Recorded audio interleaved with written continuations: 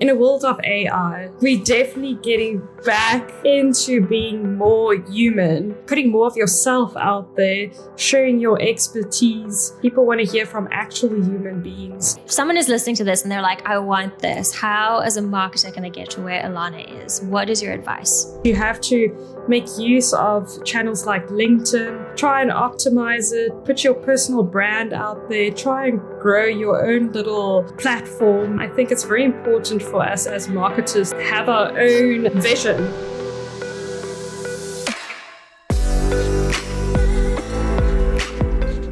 Hello, and welcome to South Africa Tech Marketers, where I uncover the journeys of marketers who are absolutely thriving in South Africa and beyond in the hope of helping you do the same.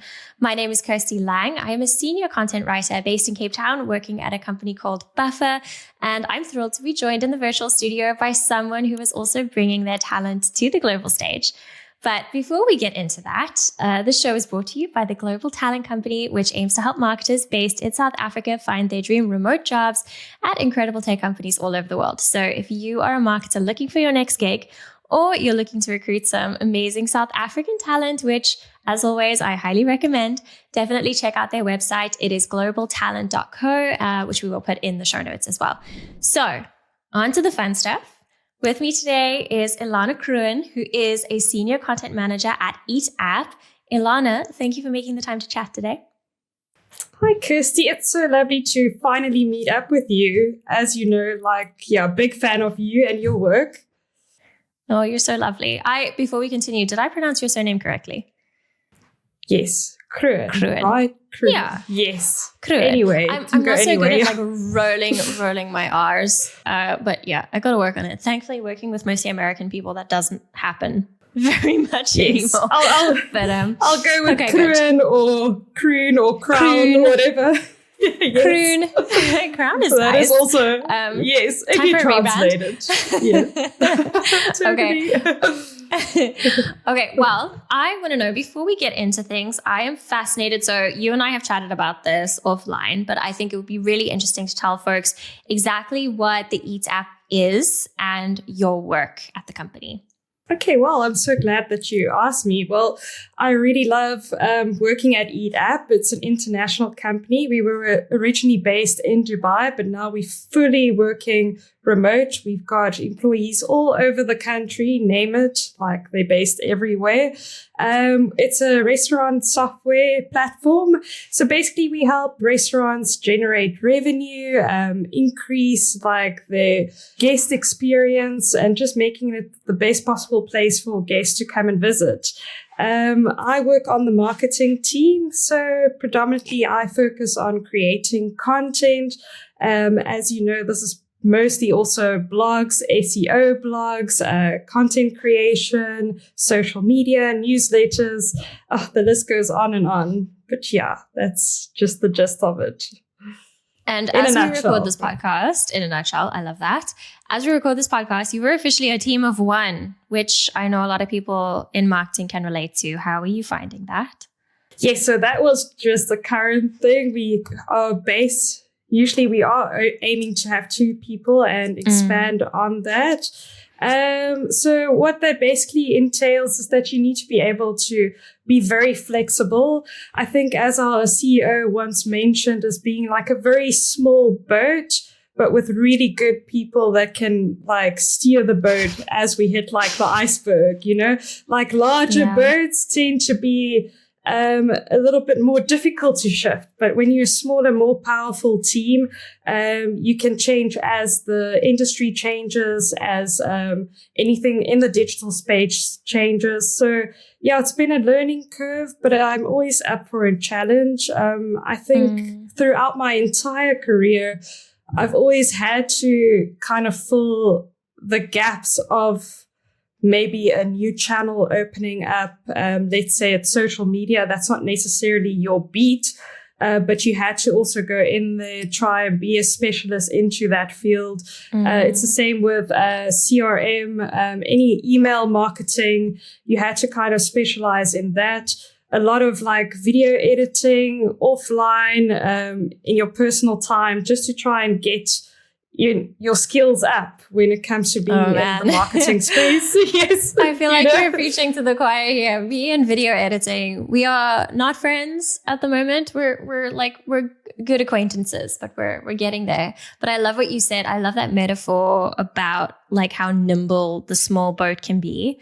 And in some ways, like, so I have worked never in marketing, but I have worked at larger companies. And anytime you want to kind of try something new and interesting, there are always so many kind of steps that you have to go through. Whereas if you're working in a smaller team, oftentimes you're the one that makes the call, just like, hey, we're doing this thing now. I'm excited about it. Let's make it happen, which is definitely my preferred way to work, even though it does kind of come with more work, Definitely. It's just actually having to execute. Definitely a pro and con. I was working with a very lovely colleague of mine that would usually be very good at analyzing data, also being very active and doing pretty much anything when it comes to writing content or just seeing the bigger picture. And then also for me to kind of execute that picture. But then you also have to be able to see the bigger picture, execute the picture, you have to distribute that bigger picture, if that makes sense. And sometimes, yes, it is exciting, but it's also, you don't have that specific time to just stop and take the time to see where the gaps may be. So it's like a constant snowball effect. But I found that even though we're only 2 people in the marketing team, that is a great way to kind of split our attention, to have someone kind of take a step back, look at the bigger picture, look at the data, and then for someone else to just see the dream, see the gaps, and to execute that and grow onto that content. But we tend to also split and jump from one analytic brain to executing brain. And it also gives us a lot of more like responsibility, I think, that's the bigger thing. Have you ever seen the metaphor? This is like a TikTok thing that is like it's not even like new. It's very old, but like, so you get like 2 types of marketing girlies, right? You get the like fairy unicorn star, it's like emojis, like fairy unicorn star, fun emojis. And then you get like the graph, computer, like analytical things. I am a fairy marketing girly. I'm like the magical fairy social media. Oh wait, I need to analyze this. Okay, that's something I'm working on. I'll often like pitch a project, and then especially, kind of my manager or the head of growth, the director of growth at Buffer will be like, okay, but how are you going to measure it? And I'll be, okay, back. I'll get back to you. Let me. So that makes a lot of sense. It's nice that you both have been given the opportunity to switch between those 2 mindsets, because I think marketers that can do both are honestly superheroes. It is a very difficult, very different skill set. But I definitely resonate with what you said. Like, I love being on like the creative, the glitter side, to creating something from nothing and just telling a story. But I'm very fascinated about being more strategic and to analyze data. Like, once I had, the smaller the team is, the bigger the opportunities to get your hands kind of into that analytics mindset. And also having great colleagues that have the patience to run you through it, telling you like, this is how we measure this is our key metrics. This is how we measure our success. And once you know and you can see the actual growth, that's when the creative side just becomes so much more fun, because it's like, definitely this cool thing that I made. People like it. It's actually generating. People like it. They actually want to, know more about it. They actually want to like request a demo, and they want to know more about the product. And that's something that's very, very exciting. And even though the teams are smaller, it's also just a great opportunity for you to get out of your comfort zone and to grow and just to kind of take on that responsibility that, we should. I guess you also know, but as marketers, we never say no. We're always up for a challenge. Yeah, the best marketers are. I love that. Okay, I've gone way ahead in my interview plan here, but I was hoping we could come back, Elana, to you and your journey. Where did you start, And how did you get to where you are now? Well, interestingly enough, I was a junior news reporter. I used to love what? That sounds familiar. Yes, like absolutely the best time of my life. I think it was great hustling, getting out there, trying to get that story that everyone would be interested in. It's also very demanding. The deadlines are very tight. It's a very intense environment. And I think I also started off in a time where social media and websites, like having content online, became more and more demanding and necessary. So we really had to try and become experts overnight. And there were so many new shiny things to focus on. And also, remember a lot. So I slowly went from junior news reporter to becoming an entertainment reporter. And this, once again, had a lot of opportunities. I really loved going to premieres with people like Gerard Butler or John Cleese. Or, that was absolutely fun to do. I was at that premiere. I was at that one. And he was so fun. Gerard Butler was so fun. I don't remember. No, I think I was in Joburg. I think so. Joburg, for a little bit of background, so Elana and I both worked at You Magazine back when we were children. Yes. And many I think ago. you were, yes, oh my gosh, I feel so old thinking about how silly and naive I was. But I remember, I think it was at Rosebank Mall or something in Joburg. Yes, I couldn't fathom this celebrity being at this mall. Anyway, but yeah, so they had the premiere there and he was so far away. I didn't get to speak to him, but I just remember hearing his voice and getting a little bit weak at the knees. Yes, because he has a presence, in my defense, I was 22. Yes. Yeah. So wait, let's take a detour and tell us about the other famous people that you've met real quick. Oh my goodness. I want to say without saying how many people might have been cancelled during my time, my stint back then. Just basically, so my job required to either talk to celebrities or hunt them down. So we tended to go to airports. I remember seeing Kanye West, and I know Kim Kardashian was pregnant at the time. So I had one job to do, and is to hunt him down, find him, and ask him what he's going to call his baby. This was before North was even born. This is your assignment. All these marketers listening are you had to do what?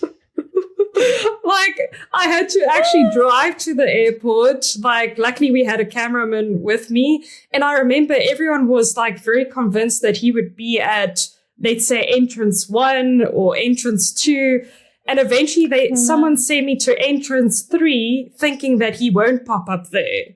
Well, this is I can't remember what the entrances were, but let's say they placed me into a place where they thought he might not come out just for in case.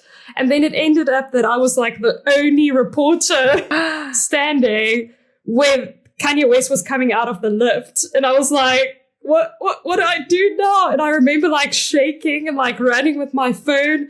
Luckily, our photographer was so amazing that he instantly picked up where I was and that there was commotion. And he took pictures and I was shouting, "Hey, Kanye West, what are you going to call your baby?"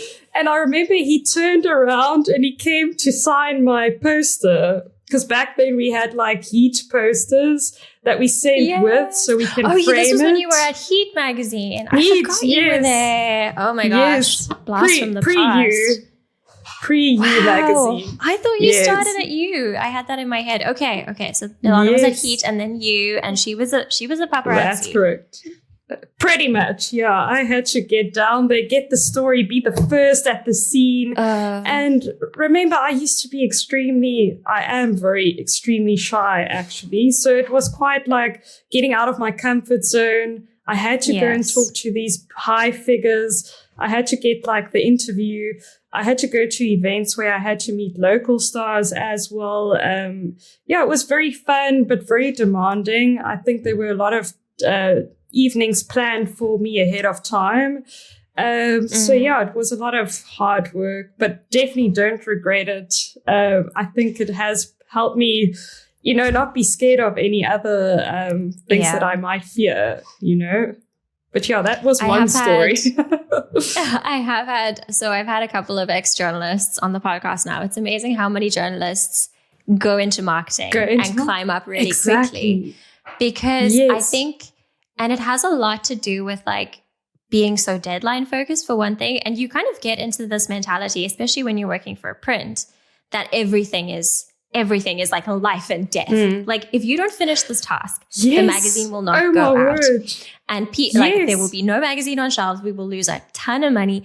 And so like that level, I still can't get out of that mindset a lot of the times. Like my deadline is like gospel. I cannot not meet that deadline. But also some of the other things you said, like talking to people where you might get like, it might make you a little bit uncomfortable. I still get really uncomfortable like phoning a restaurant to like make a booking. So I clearly need to like get the app or something. I think that is pretty much our generation. But I will cold message people on LinkedIn for like comments on stories all day. So like because of that, Yes. So but anyway, that's an aside.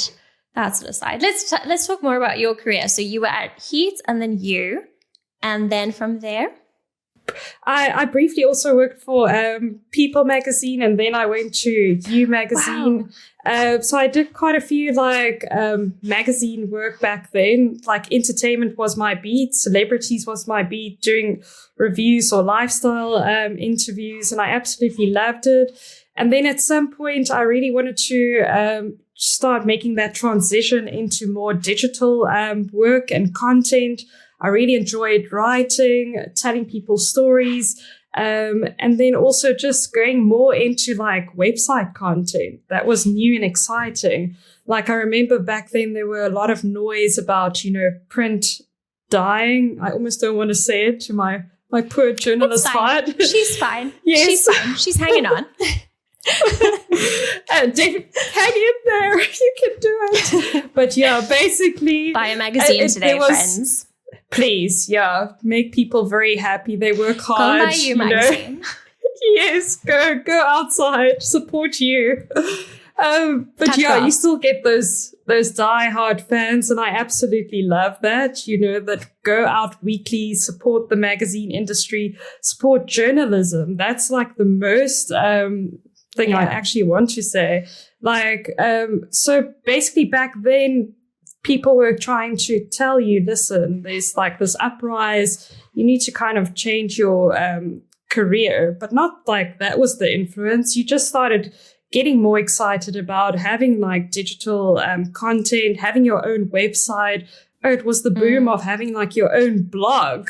Do you remember that? I had a blog. Sweet baby blog. Everyone had a blog. Yes, that was the best. So yes, definitely. I feel like we're coming back around. Yes, I was looking at some blog templates last week. So, I think it is quite exciting. Like you want to have something where you can, thank you. Same, like I think it's quite exciting to have your own creative outlet. I think it's very important for us as marketers to also have something where we can have our own market yourself vision. Yes, and that's actually also, I think, something that all marketers need to do is like market themselves. That says a lot about your work and about you and how you put yourself out there. It's also a great way, and I think you would agree, to kind of test out these platforms to see how you can optimize your LinkedIn profile in order to kind of implement that into your company strategy. So it's important to get out there, put yourself out there. But going back to, just going more into a digital space, content producer roles started to open up back then, where journalists, and most of them required journalism as a background. They wanted people to be like gritty, that were like very familiar with the landscape, not afraid to go out and get the story. So it was kind of like digital versus still kind of a journalist. But slowly we went more into website content. SEO specialists started to come within your team, which was amazing. And then I moved on to being on a marketing team at Szymanski for almost, I think, 5 years. Like Szymanski Diamonds. Yes, the diamond company. Okay. I think they're Very cool. based here in Cape Town, and then there's also a store in New York. So we had quite a lot of exposure working with like the international audience as well as local audience, which is completely different.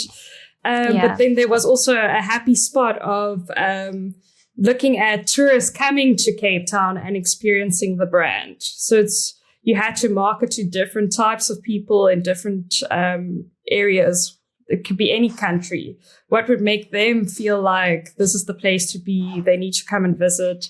So that was also experience into B2C and B2B marketing.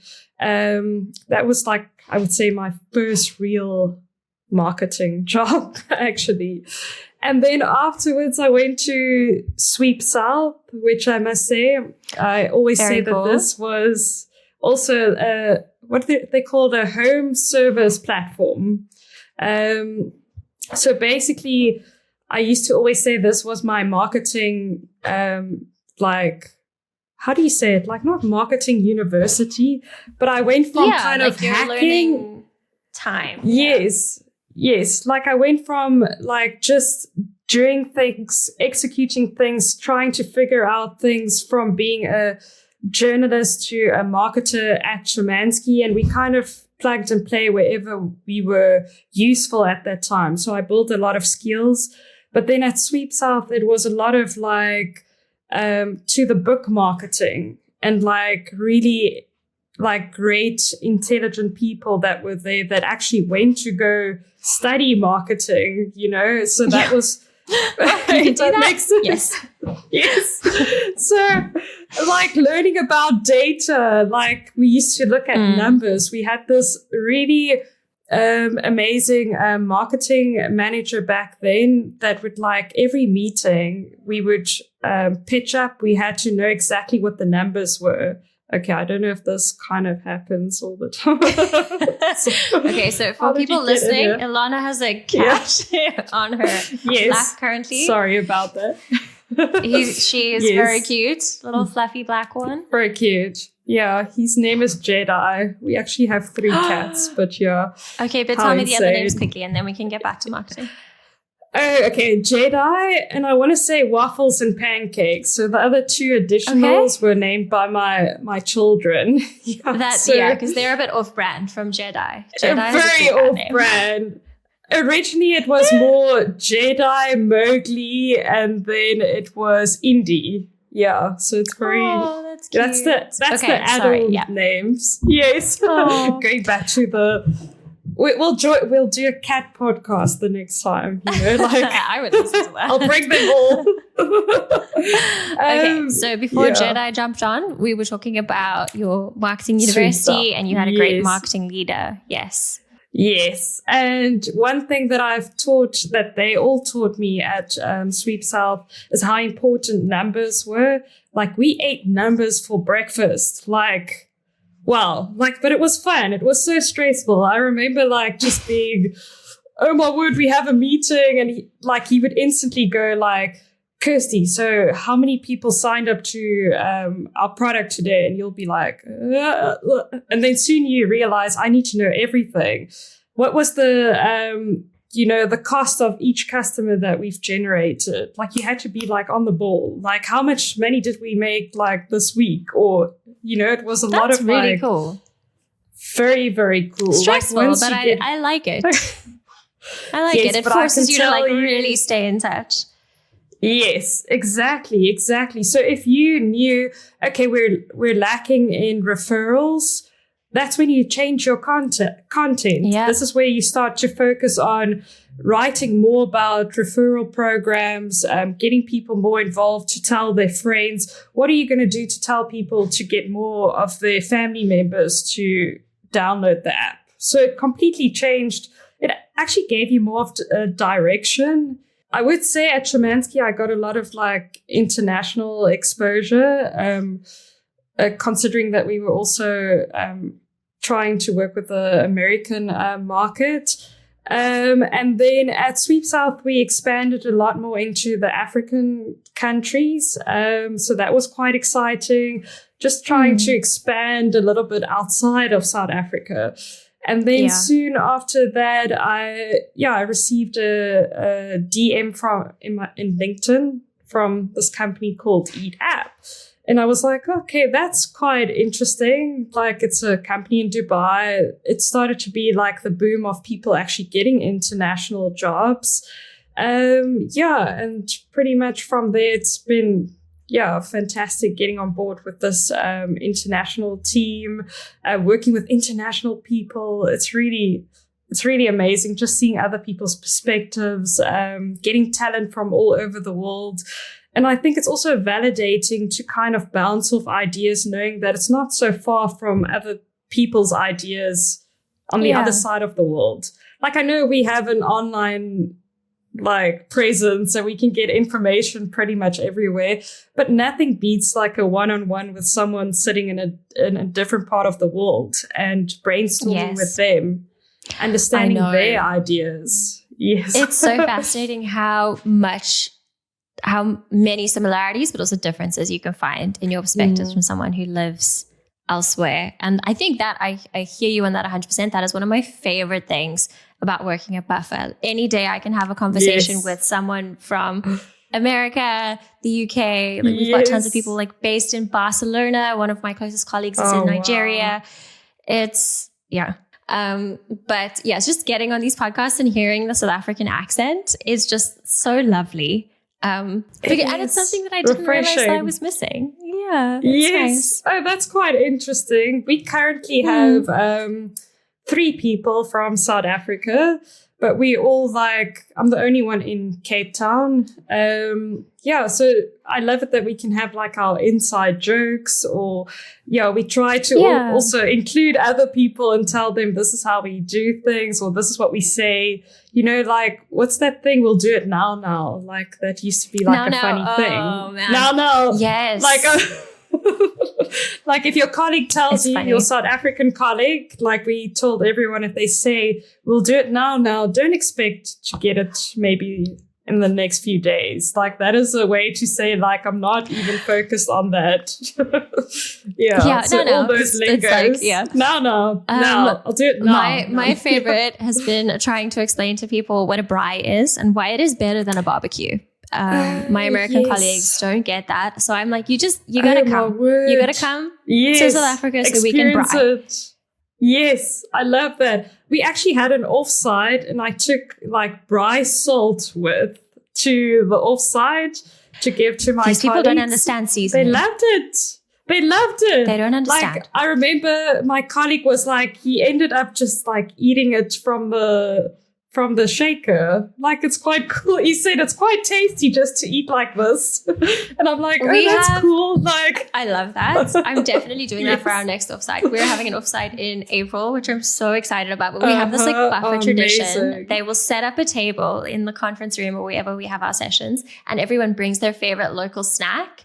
And I had no space in my bag, so I didn't bring anything. I had like 2 packs of like rusks that I was going to bring and didn't end. I know they didn't fit because I had to fly via New York and it was a disaster anyway. I'm bringing braai spice because that's going to fit in next time. Yes, you can even get like packets. You can get like thin packets or like sachets. Another thing is zoo cookies. Like, I took zoo cookies. That's also a nice one. Wazoogles, flat sachets. That's cool. Like, that's a Cape Town brand. Like, Wazoogles, it's like, quite like healthy, for the people that aren't interested in like other snacks. If you are listening, drop a comment below what you would bring with you on an international trip. What would you want your international colleagues to try?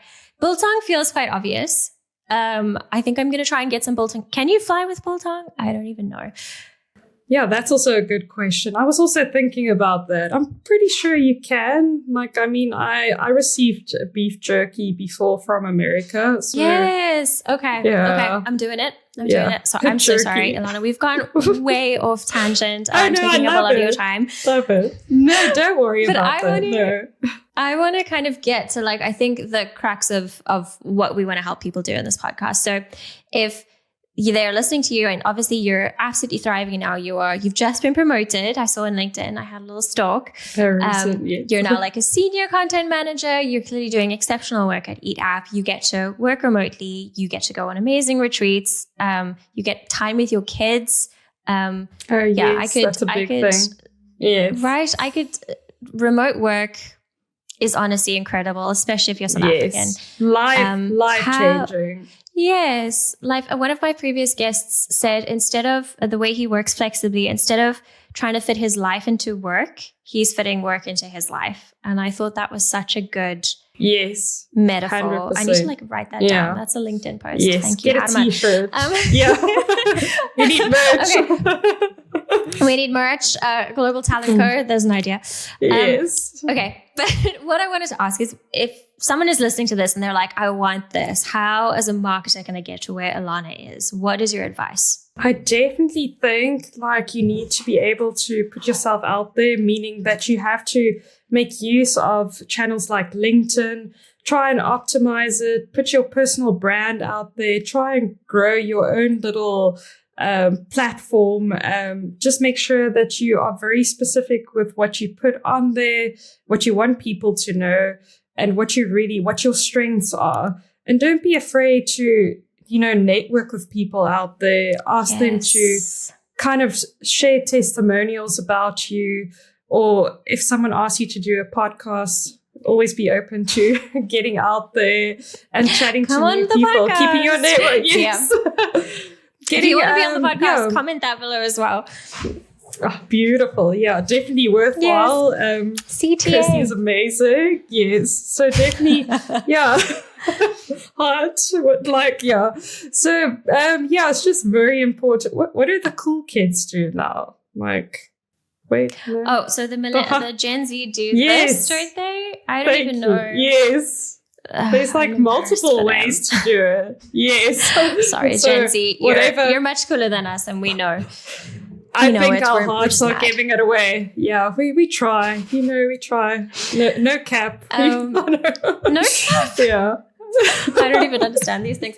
Okay. So I love that. So put yourself out there, personal brand. So you were approached via LinkedIn. I think a big part of the reason that I've also been able to, get on podcasts and find international work has been LinkedIn. It's been my network as well. I love that you said that. That's also a big part of the reason that we started the show and that we're starting the SA Tech Marketers community, so that you can network with people like Elana and the other podcast guests that I've had on. I think that is crucial. It is who you know. It is who community. You know. Yes, networking, community. Yeah, relationships. Yes. I know that is all of the good stuff. Definitely a big thing. Yeah. And I know we've talked a little bit about this, like hosting some sort of LinkedIn workshop or something like that. But I think South Africa feels quite behind in terms of that. South African professionals, I don't see a lot of that on LinkedIn. And it really is a content platform now. It's evolved beyond, this is not just your CV site. It's a place where you can show off your expertise. And that goes beyond just, I won an award.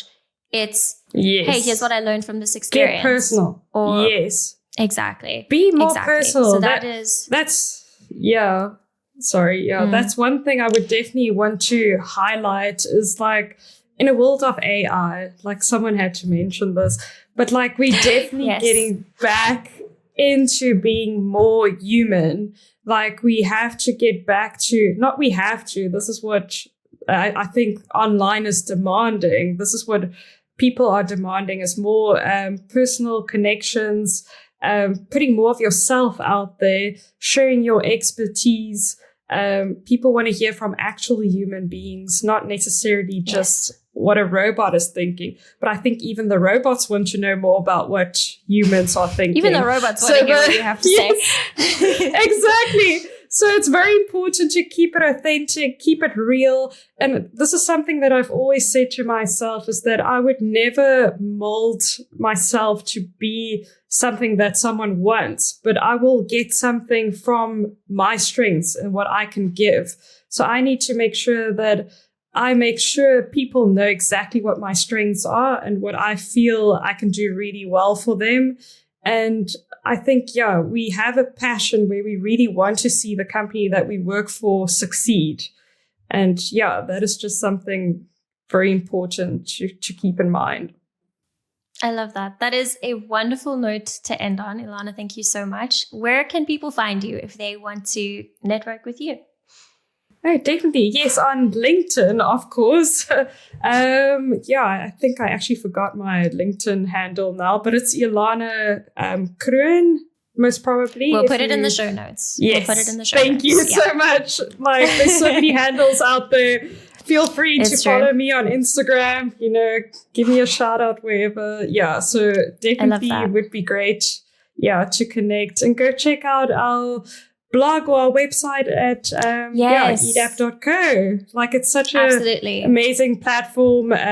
Love the color. Green is my favorite color, and that's our brand color as well. Oh, same. Yeah. If anyone, I have a very green office. If you're listening to this, just hop on to YouTube and check out how much green. Yes, you're a fan already. Yeah, exactly. Yeah, fantastic. Okay, well, I've always been a fan of your work. I love everything that you do. Please do go give Elana a follow. She is incredible, and I'm gonna definitely give her a little nudge to join the community. Hopefully by the time this podcast is out, the community will be up and running, and Elana will be hanging out there in the Slack. Yes. Great. Okay. Wait. Let me just check my things that I need to say. Yes, we know where to find Elana. We know that the show is sponsored by the Global Talent Co., which you can find a link in the show notes if you want to check out remote opportunities. They have a bunch of those on their website. And come hang out with us in the SA Tech Marketers community. Elana, thank you. Amazing. Thank you so much. This has been great, and good luck to everyone else who is looking for an international job. We believe in you. You can do it. You can do it.